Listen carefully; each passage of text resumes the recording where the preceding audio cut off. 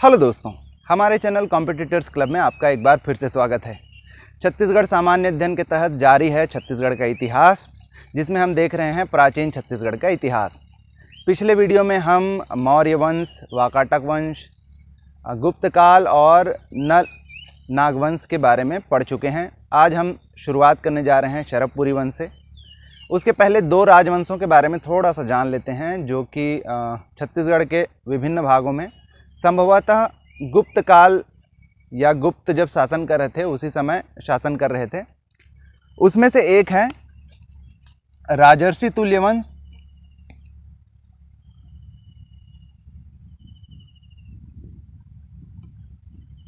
इनका शासन था आरंग के आसपास। और दूसरे हैं पर्वत द्वारक।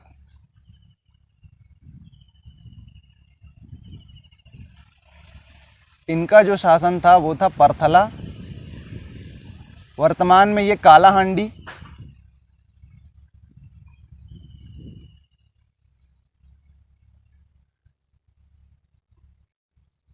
जिला कालाहांडी जिला उड़ीसा में स्थित है।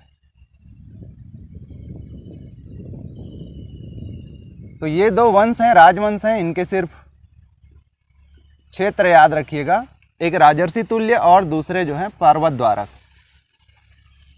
इनके बारे में ज़्यादा कुछ याद रखने की ज़रूरत नहीं है। तो हम देख रहे थे शरभपुरी वंश। शरभपुरी वंश की जो स्थापना है वो संभवतः 5वीं शताब्दी के अंत में हुई थी।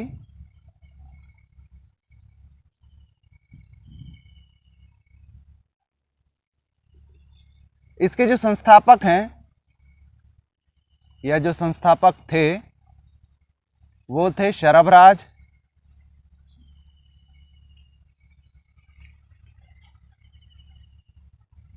राजधानी जो थी वो थी शरभपुर। कुछ विद्वान ऐसा मानते हैं कि ये जो शरभपुर है ये वर्तमान में संबलपुर है, और कुछ विद्वान ऐसा मानते हैं कि ये जो है संबलपुर ना होकर सारंगगढ़ है।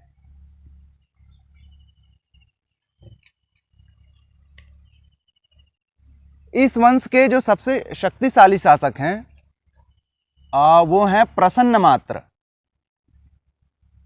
हम केवल महत्वपूर्ण शासकों को देखेंगे, उनका क्रम जो है ऊपर नीचे हो सकता है। तो ये पहले शक्तिशाली शासक हैं।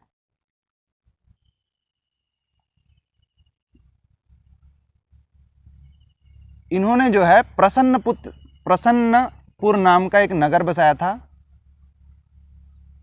प्रसन्नपुर।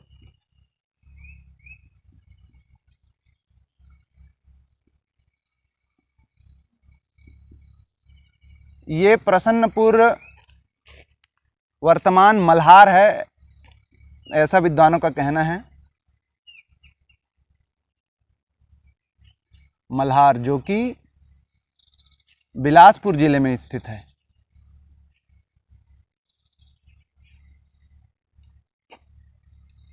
प्रसन्नमात्र के पश्चात जो महत्वपूर्ण शासक हुए हैं वो हैं सुदेवराज।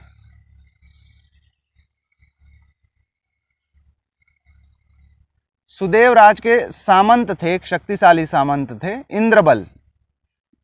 ये याद रखिएगा, ये नाम महत्वपूर्ण है, क्योंकि इसी इंद्रबल ने, इसी सामंत ने जो है बाद में शरभपुरी शासन का अंत किया था, और जिन्हें हम पांडु वंश या फिर सोमवंश कहते हैं, सिरपुर के, उस वंश की स्थापना की थी। तो ये नाम महत्वपूर्ण है, इंद्रबल। ये जो है शरभपुरी वंश के सुदेवराज के सामंत थे। इनका उल्लेख बाद में भी होगा।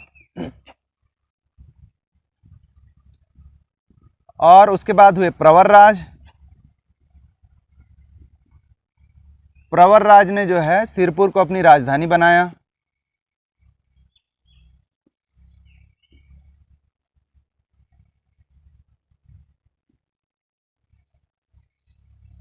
देखिए, राजधानी परिवर्तित हुआ। पहले राजधानी कौन सा हुआ करता था? शरभपुर। तो प्रवरराज ने जो है अपनी राजधानी शरभपुर से सिरपुर स्थानांतरित करवाया।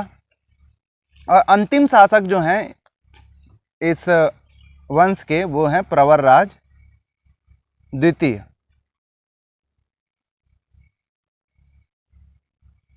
इन्हीं को पदच्युत करके इंद्रबल ने जो है पांडु वंश की या फिर सोमवंश की स्थापना की थी। तो ये हम देखते हैं शरभपुरी वंश के बारे में। अच्छा, इनके बारे में दो महत्वपूर्ण बातें और जान लेते हैं। पहला कि इसे अमरार्य कुल भी कहा जाता है। शरभपुरी वंश को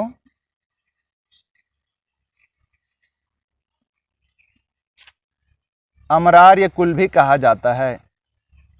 डायरेक्ट क्वेश्चन के लिए महत्वपूर्ण बिंदु है। और इस वंश से संबंधित एक महत्वपूर्ण अभिलेख एरण अभिलेख है, जो कि भानुगुप्त द्वारा लिखा हुआ है। भानुगुप्त का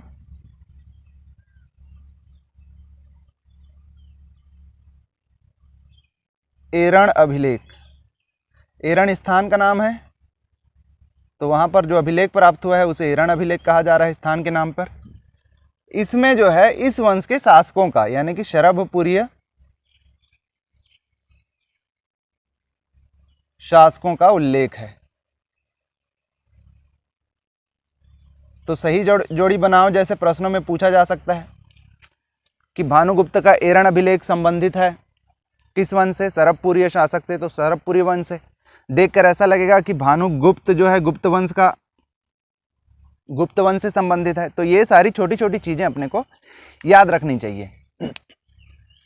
तो हम देख रहे हैं कि प्रवरराज द्वितीय जो है इस वंश के अंतिम शासक हुए। इनको पदच्युत किया इंद्रबल, जो कि सुदेवराज के सामंत थे, और इन्होंने एक नए वंश की स्थापना की जिसे हम जानते हैं सिरपुर के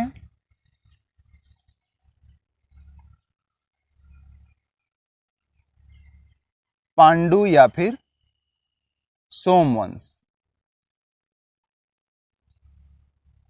तो चलिए देख लेते हैं सिरपुर के पांडु या फिर सोमवंश के बारे में। पांडु या फिर सोमवंशों की दो शाखाएं थी, इसीलिए इनको हम कह रहे हैं पांडु या फिर सोमवंश। तो जो दक्षिण कौशल में या फिर छत्तीसगढ़ में छत्तीसगढ़ वाले हिस्से में शासन कर रहे थे उन्हें हम कह रहे हैं सोमवंश।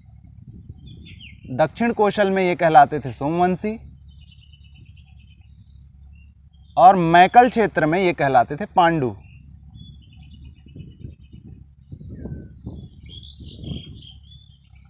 मैकल क्षेत्र यानी वर्तमान में जो अमरकंटक का क्षेत्र है उसे हम कह रहे हैं मैकल क्षेत्र। तो मैकल क्षेत्र में इनको कहा जाता था पांडु, और दक्षिण कौशल में इन्हें कहा जाता था सोमवंश। हम इन्हें कह रहे हैं सिरपुर के पांडु या फिर सोमवंश,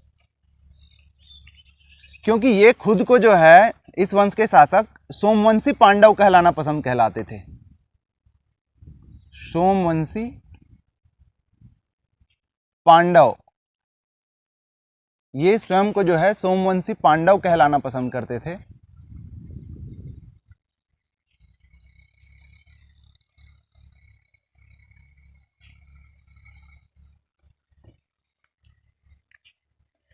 कालंजर शिलालेख में इनके जो आदि पुरुष हैं, देखिए ध्यान दीजिएगा, हम आदि पुरुष बोल रहे हैं यानी कि इस वंश के सबसे पुराने पुरुष जिनका उल्लेख मिलता है, परंतु संस्थापक नहीं कह रहे हैं। तो आदि पुरुष का जो नाम उल्लेख मिलता है वो मिलता है कालंजर अभिलेख में।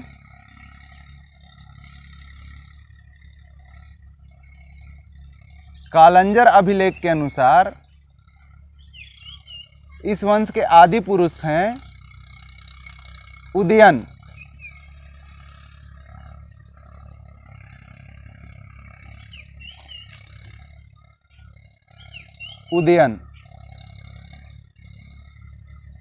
उदयन के ही पुत्र थे इंद्रबल। इंद्रबल के बारे में हमने थोड़ी देर पहले देखा। इंद्रबल जो है सुदेवराज का सामंत था।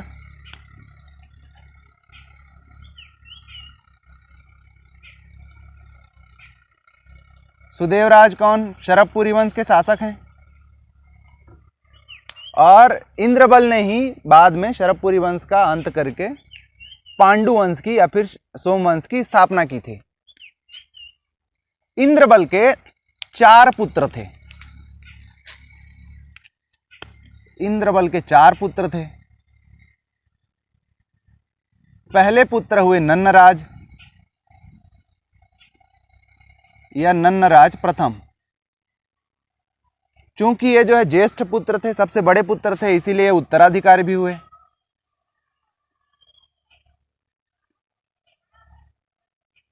और इनके अलावा अन्य जो 3 पुत्र हैं उनमें है सुरबल, ईशान देव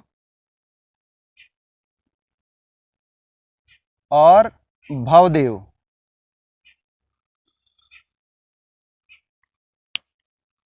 इन तीनों को नन्नराज प्रथम ने, जब नन्नराज प्रथम शासक बने तो मंडलाधिपति के रूप में नियुक्त किया।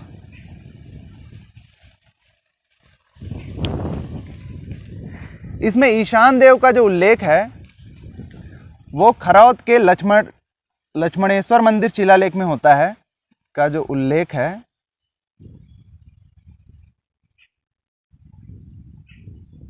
खरौद के लक्ष्मणेश्वर मंदिर शिलालेख में इनका उल्लेख होता है। तो नन्नराज प्रथम जो है वो उत्तराधिकारी हुए। नन्नराज प्रथम के बाद जो शासक हुए वो हुए महाशिव तिवरदेव। महाशिव तिवरदेव ये इनके पुत्र हुए और उत्तराधिकारी हुए। अभी जो चीजें बताई जाएंगी उन्हें पॉइंट वाइज याद रखिएगा, क्योंकि अब जो प्रश्न पूछे जाते हैं सामान्य तौर पे डायरेक्ट क्वेश्चन या एक ऑप्शन वाले क्वेश्चन नहीं पूछते। प्रश्न ऐसे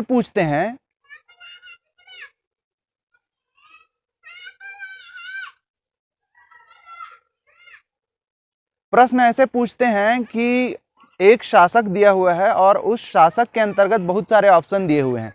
उनके कार्यों से रिलेटेड हो सकता है, उनके द्वारा जो निर्माण कार्य किए हुए हैं, कोई महत्वपूर्ण विजय की हुई हो, उनसे संबंधित शिलालेख हैं। यानी एक शासक के बारे में 3-4 स्टेटमेंट दे देता है और आपको बताना होता है कि उनमें से कौन कौन से स्टेटमेंट सही हैं। तो यानी अगर किसी शासक की बात की जा रही है तो उस शासक से संबंधित सारे पॉइंट्स आपको याद रहने जरूरी हैं। तो जैसे अब हम देख रहे हैं महाशिव तिवरदेव की बात, तो पॉइंट्स में हम देखते हैं इनसे संबंधित। एक तो जो है इन्होंने उपाधि ग्रहण की थी,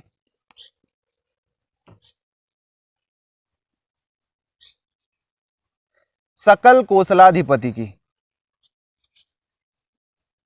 सकल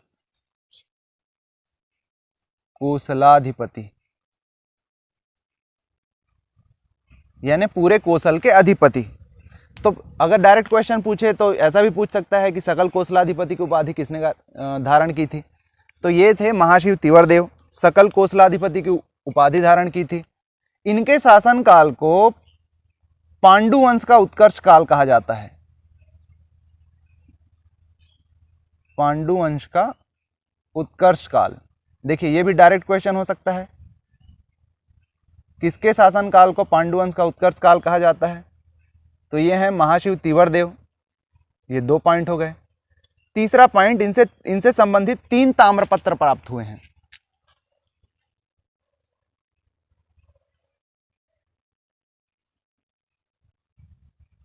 तीन ताम्रपत्र जो है प्राप्त हुए हैं और जिसमें महत्वपूर्ण जो है वो है राजिम व बालोद के।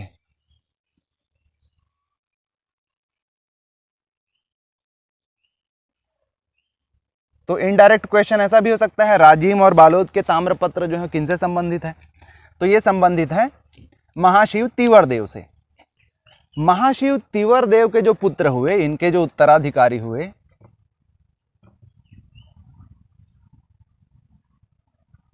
वो हुए नन्नदेव द्वितीय।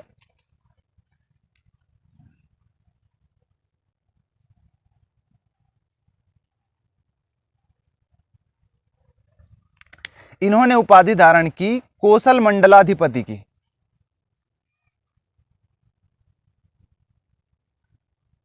कोसल मंडलाधिपति की उपाधि धारण की। एक ताम्रपत्र प्राप्त हुआ है इनसे संबंधित। कहां से? अड़भार से।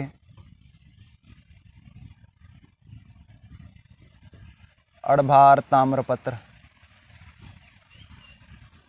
नन्नदेव द्वितीय जो थे वो थे निसंतान, यानी इनके कोई पुत्र पुत्री नहीं थे।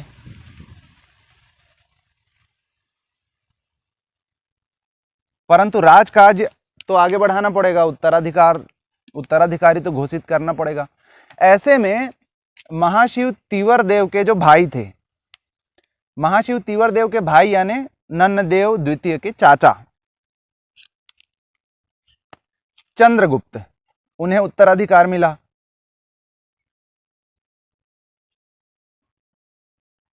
चंद्रगुप्त कौन थे? महाशिव तीवर देव के भाई थे, इनके अनुज थे। तो उस हिसाब से नन्नदेव द्वितीय के हुए चाचा।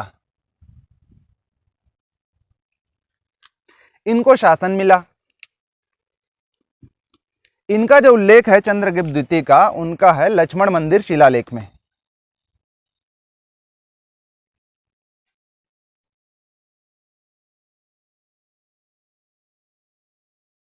लक्ष्मण मंदिर शिलालेख में इनका उल्लेख है। लक्ष्मण मंदिर शिलालेख यानी कि सिरपुर।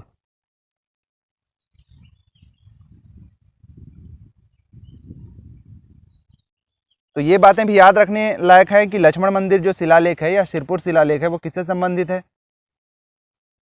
तो चंद्रगुप्त से संबंधित है। अब हम देखते हैं चंद्रगुप्त के बारे में।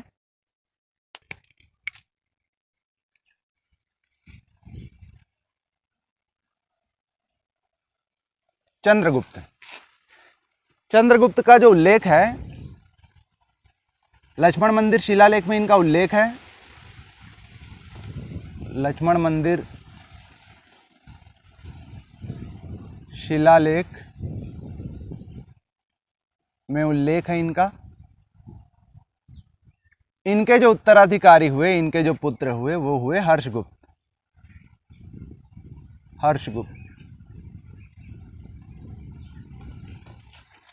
हर्षगुप्त के बारे में क्या महत्वपूर्ण है कि हर्षगुप्त का जो विवाह है वो मगध के मौखरी राजा सूर्यवर्मा की पुत्री वाष्टा देवी से हुआ था। हर्षगुप्त का जो विवाह है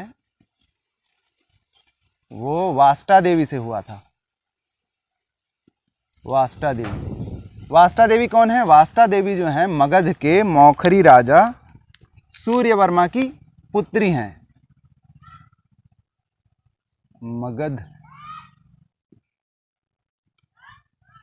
के मौखरी राजा सूर्यवर्मा की पुत्री हैं।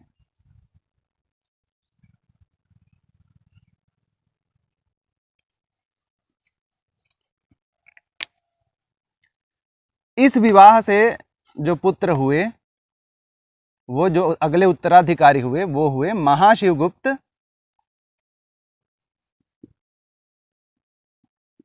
जिसे हम बाद में महाशिवगुप्त बालार्जुन के नाम से जानते हैं। महाशिवगुप्त और रणकेसरी।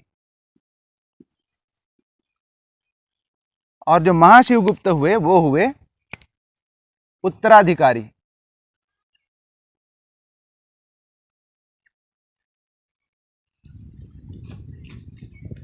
हर्षगुप्त की ही मृत्यु पर उनकी स्मृति में वाष्टा देवी ने जो है, जो लक्ष्मण मंदिर है वर्तमान में सिरपुर का, उसका निर्माण प्रारंभ करवाया था। तो हर्षगुप्त की स्मृति में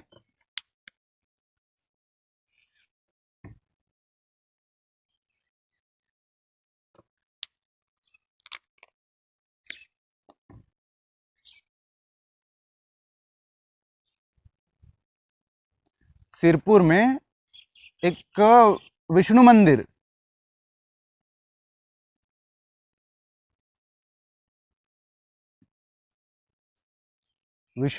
का निर्माण वाष्टा देवी ने करवाया।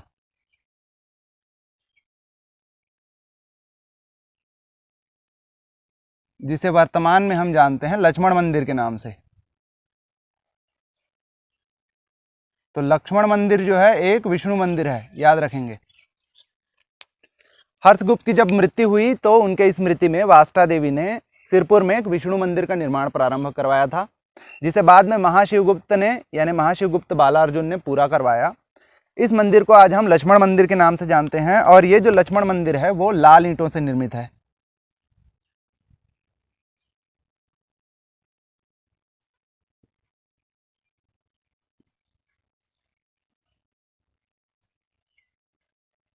ये निर्माण जो है लगभग 600 ईसा पूर्व हुआ था, लगभग माफ कीजिएगा 600 ईस्वी में। तो महाशिवगुप्त है, महाशिवगुप्त को हम जानते हैं महाशिवगुप्त बालार्जुन के नाम से।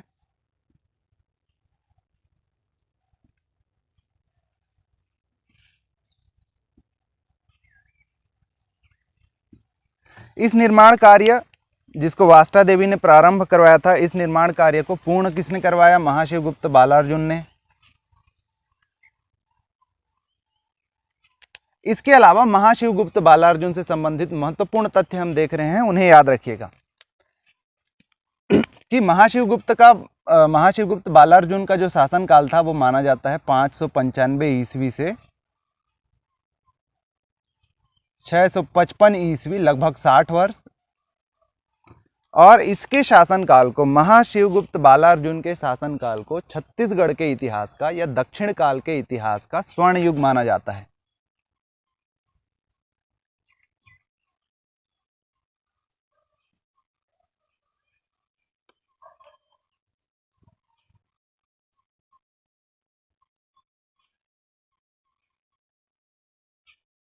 डायरेक्ट क्वेश्चन है, छत्तीसगढ़ के इतिहास का स्वर्ण युग किसके शासनकाल को कहा जाता है? तो ये है महाशिवगुप्त बालार्जुन के शासनकाल को। किस वंश के शासक हैं? सिरपुर के पांडु या फिर सोमवंश के शासक हैं। सिरपुर से महाशिवगुप्त बालार्जुन के 27 ताम्रपत्र प्राप्त हुए हैं।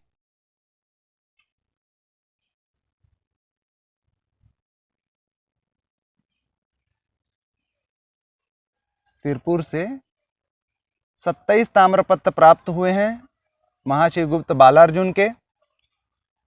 और इन ताम्रपत्रों का जो अध्ययन है वो सर्वप्रथम किया है डॉक्टर विष्णु सिंह,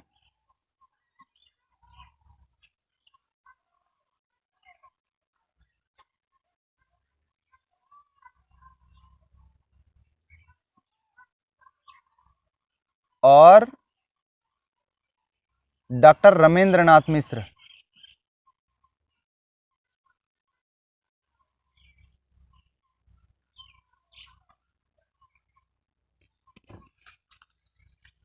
तो इसके अलावा सिरपुर के विष्णु मंदिर का निर्माण इन्होंने पूरा करवाया।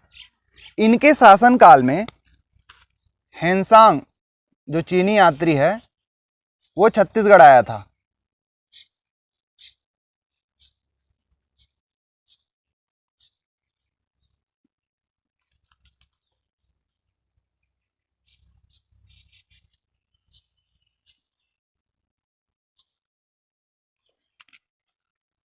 हेनसांग किसके शासनकाल में आया था? हम जान रहे हैं कन्नौज के अधिकारी हर्ष के शासनकाल में।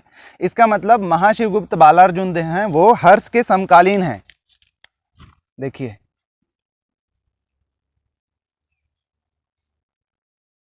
हर्ष के समकालीन शासक।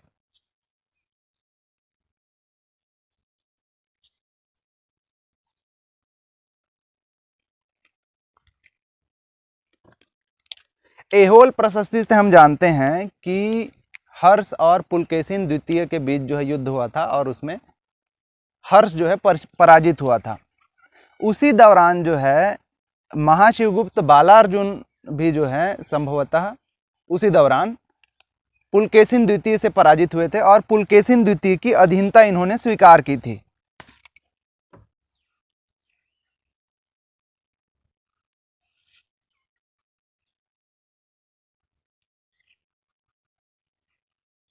तो पुलकेशिन द्वितीय की अधीनता स्वीकार करते थे महाशिवगुप्त बालार्जुन। कहां से पता चला है? एहोल प्रशस्ति से, रवि कीर्ति की एहोल प्रशस्ति।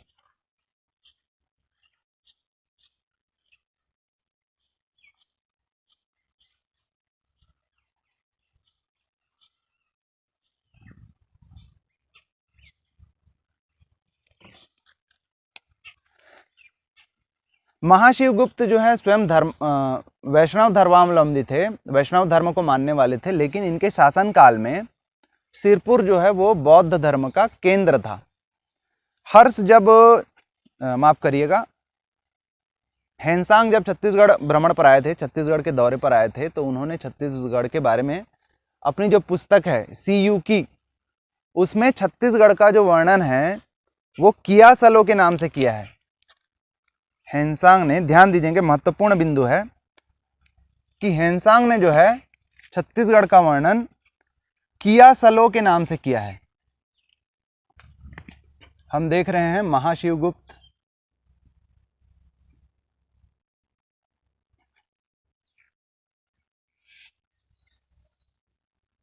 बालार्जुन के बारे में।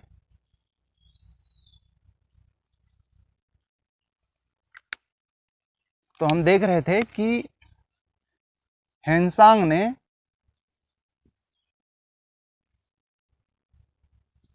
छत्तीसगढ़ को कियासलो इस नाम से अपनी रचना सीयूकी में लिखा है।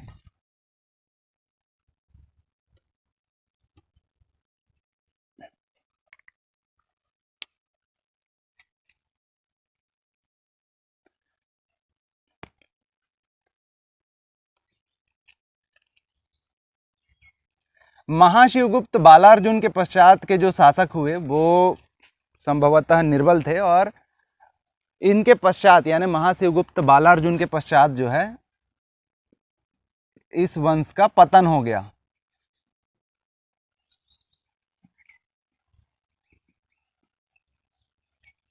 और ये पतन जो है संभवतः दो कारणों से हुआ होगा। पहला, बिलासतुंग का आक्रमण, जो कि नल वंश के शासक थे, या फिर बाण वंश के शासक विक्रमादित्य।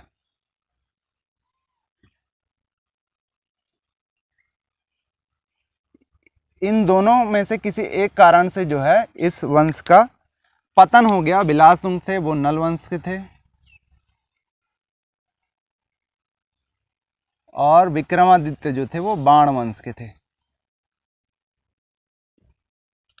तो इस प्रकार जो है सिरपुर के पांडु या सोमवंश का जो है इस क्षेत्र में पतन हो गया। मैकल के जो पांडु वंश थे उनके बारे में थोड़ा सा हम देख लेते हैं। मैकल के पांडु वंशीय शासकों का जो क्षेत्र था वो वर्तमान अमरकंटक के आसपास था, और प्रमुख जो शासक हुए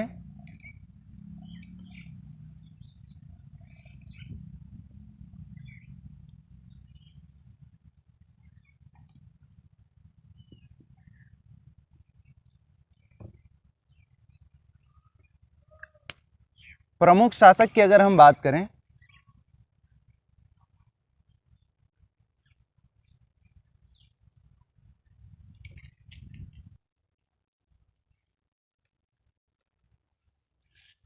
जयबल, फिर हैं वत्सबल, नागबल,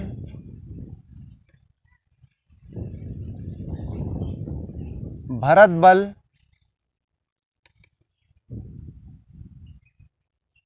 फिर शूरबल।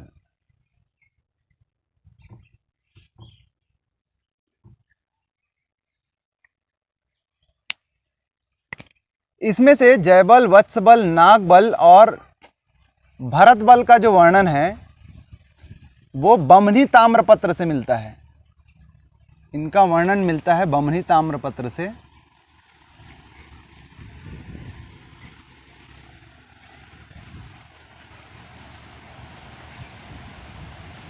और शूरबल का जो वर्णन मिलता है वो मिलता है मल्हार ताम्रपत्र से। मल्हार ताम्रपत्र। तो बमनी ताम्रपत्र से जो ज्ञात होता है उसमें जयबल, वत्सबल इनके लिए कोई भी उपाधि का जो है वर्णन नहीं किया गया है, यानी उनके नाम के आगे महाराज, महाराजा, जिराज जैसे कोई भी उपाधि नहीं लगाई गई है। तो इनके नाम के सामने कोई उपाधि नहीं लगाई गई है।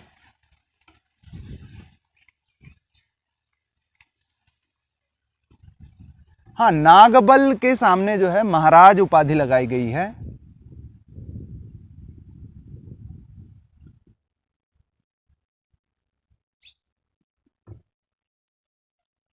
भरत बल के बारे में ऐसा ज्ञात होता है कि भरत बल का जो विवाह है वो लोक प्रकाशा से हुआ था। इनका जो विवाह है वो हुआ था लोक प्रकाशा से।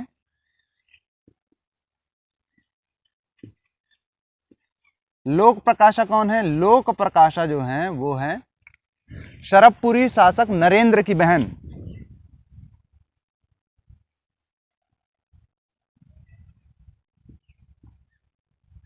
शरभपुरी शासक नरेंद्र की बहन है ये।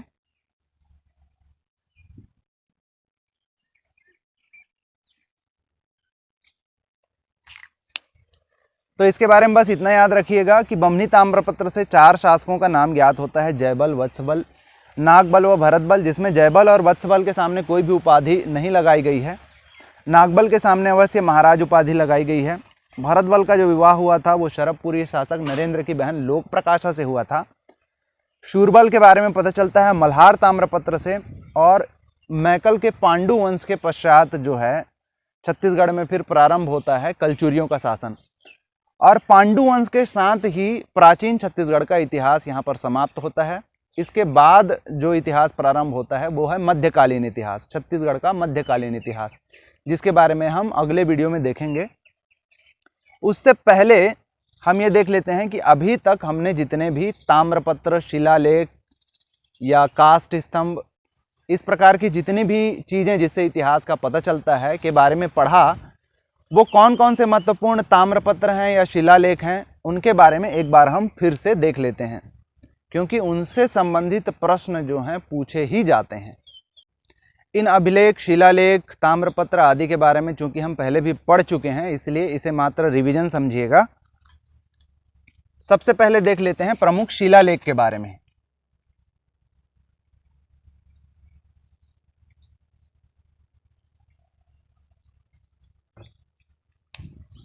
सबसे पहले है जोगीमारा।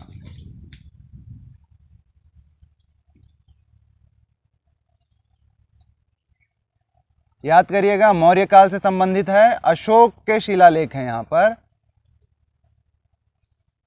अशोक जो कि है मौर्य काल, मौर्य वंश के शासक अशोक के शिलालेख हैं यहाँ पर, जिसमें जो है देवदत्त और सुतनुका की प्रेम गाथा या प्रणय गाथा का वर्णन है, पाली भाषा में, ब्राह्मी लिपि में लिखा हुआ है। उसके बाद ऋषभ तीर्थ या फिर गुंजी, जो कि शक्ति के पास है। यहां पर जो शिलालेख मिला है वो वरदत्त श्री नामक शासक का उल्लेख करता है, जो कि है सातवाहन वंश के। उसके पश्चात राजिम शिलालेख। राजिम शिलालेख के बारे में आपको याद ही होगा। राजिम शिलालेख जो है बिलासतुंग का है, और बिलासतुंग है नल वंश के शासक।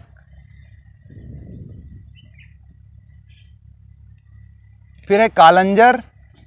अब भी थोड़ी देर पहले हमने पढ़ा हुआ है। कालंजर जो शिलालेख है वो सिरपुर के पांडु वंश के बारे में बताता है।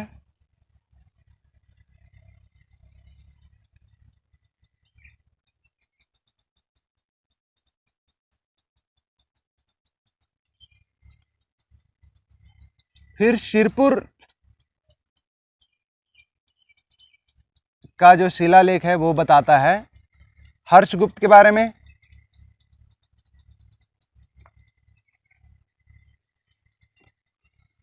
इन्हीं की याद में जो है लक्ष्मण मंदिर बनाया गया था। ये पांडु वंश के हैं शासक। उसके पश्चात खरौद। खरौद के लक्ष्मण मंदिर का जो शिलालेख है वो बताता है पांडु वंशीय शासक तो नहीं थे, मंडलाधिपति थे, ईशान देव के बारे में, क्योंकि उस समय शासक जो थे महाशिव तीवर देव थे, जो कि इनके भाई थे। ये तो हो गई शिलालेखों की बात। अब हम देख लेते हैं प्रशस्ति के बारे में। दो प्रमुख प्रशस्ति जिनके बारे में हमने अभी तक पढ़ा हुआ है और जिनसे छत्तीसगढ़ के इतिहास के बारे में पता चलता है, एक तो जो है प्रयाग प्रशस्ति और दूसरा जो है ऐहोल प्रशस्ति। प्रयाग प्रशस्ति संबंधित है समुद्रगुप्त से, जो कि गुप्त वंश के शासक थे, और ऐहोल प्रशस्ति है पुलकेशिन द्वितीय से संबंधित।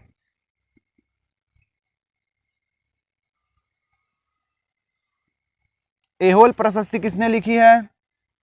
ऐहोल प्रशस्ति लिखी हुई है रविकीर्ति ने और प्रयाग प्रशस्ति लिखी हुई है हरिसेन ने। प्रयाग प्रशस्ति में दो राजाओं के बारे में पता चलता है छत्तीसगढ़ से। कौन कौन से? महेंद्र सेन, जो कि वाकाटक वंश के थे,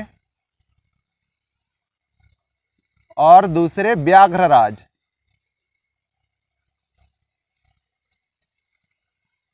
जो कि नलवंशी शासक थे।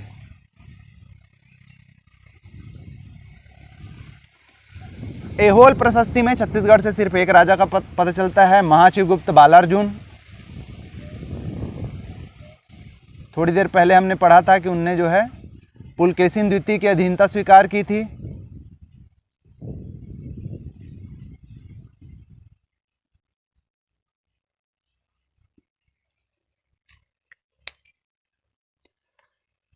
और उसके बाद हम देख लेते हैं कुछ ताम्रपत्रों के बारे में।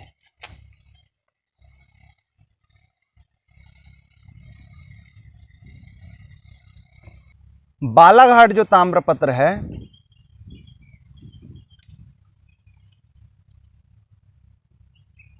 वो संबंधित है पृथ्वीसेन से। पृथ्वीसेन जो है वाकाटक वंश के हैं।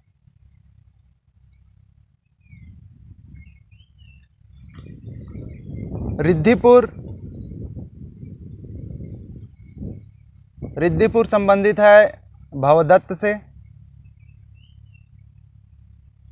जो कि नलवंशी शासक हैं। पोड़ागढ़ संबंधित है स्कंदवर्मन से, ये भी नलवंशी शासक हैं। केसरी बेड़ा संबंधित है अर्थपति से, और ये तीनों के तीनों जो हैं ये हैं नलवंशी शासक।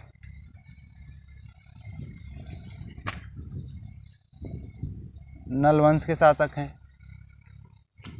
आरंग का जो ताम्रपत्र है वो संबंधित है भीमसेन द्वितीय से,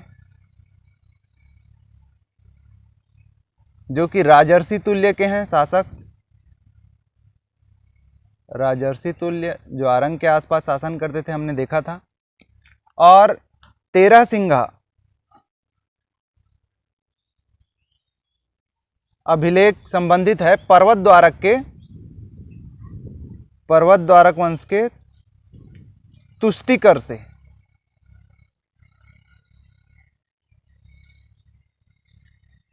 इसके अलावा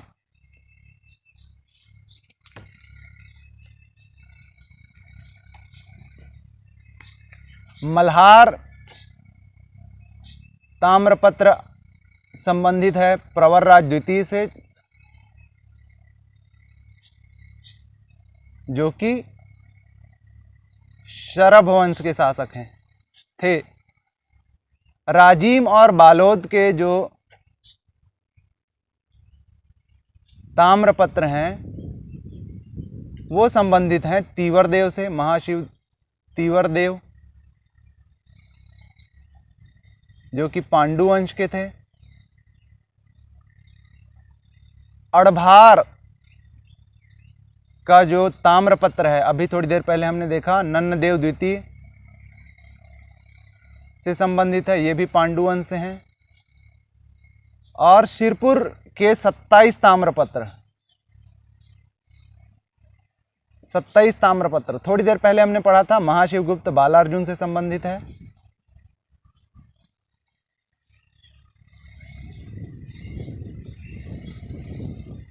इसके अलावा बमनी के जो ताम्रपत्र हैं ये हैं भरत बल से संबंधित,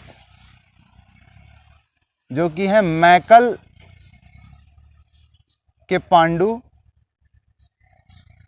वंश से, और अंत में मल्हार का जो ताम्रपत्र है वो है शूरबल से संबंधित, जो भी हैं मैकल के पांडु वंश से। तो इस प्रकार कुछ महत्वपूर्ण प्रशस्ति, ताम्रपत्र और शिलालेख हमने देखे। सामान्य तौर पर इनसे सही जोड़ी बनाओ जैसे प्रश्न पूछे जाते हैं, लेकिन पूछे जरूर जाते हैं। ताम्रपत्र, शिलालेख, प्रशस्ति आदि से संबंधित प्रश्न जरूर पूछे जाते हैं। तो आज की वीडियो में हम समाप्त करते हैं प्राचीन छत्तीसगढ़ का इतिहास। अगली वीडियो से हम प्रारंभ करेंगे मध्यकालीन इतिहास, छत्तीसगढ़ का मध्यकालीन इतिहास, और प्रारंभ करेंगे हम कलचुरी शासन या फिर कलचुरी वंश के बारे में। आशा करते हैं आपको ये वीडियो समझ आया होगा, अच्छा लगा होगा। इसे लाइक करिए, अपने दोस्तों के साथ शेयर करिए और हमारे चैनल कॉम्पिटिटर्स क्लब को सब्सक्राइब करिए। Thank you.